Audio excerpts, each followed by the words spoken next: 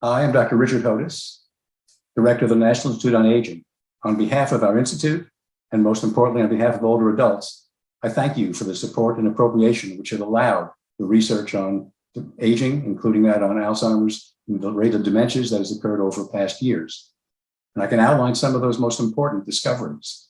For example, in the area of Alzheimer's disease, 10 years ago, we understood about 10 genes that were associated with Alzheimer's disease. Now the number has increased to about 50. And importantly, this means we identified new targets for interventions to treat or prevent disease. Until recently, the diagnosis of Alzheimer's disease was made only by examining the brain after death.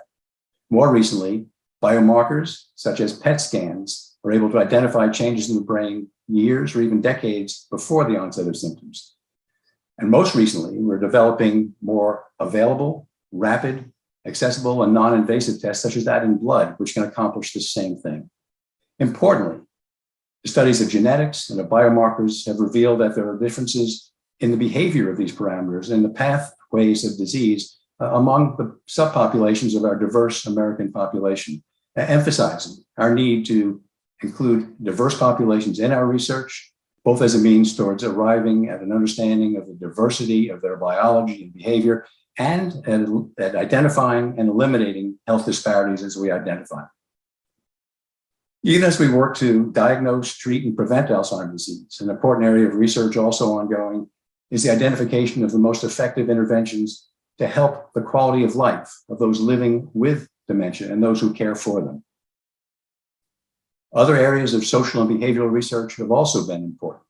Among them has been the Science of Behavior Change Initiative, in which we've identified the mechanisms that underlie the adaptation, the continuation, or the discontinuation of behaviors. And this information will provide us with better strategies for intervening to maximize the approaches through behavior and environment that will result in an improved quality as well as quantity of life.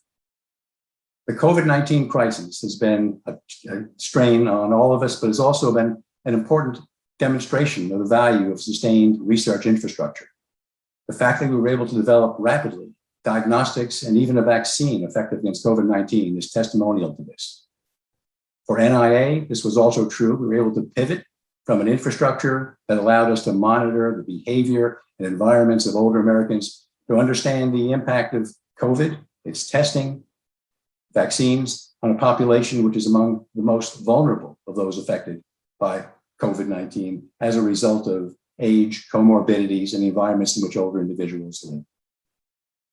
For these reasons and so many more, I again express my undying gratitude to those of you who have supported our work and who, in partnership, we look forward to continued progress towards improving the life and quality of life for all Americans, including our oldest adults. I thank you.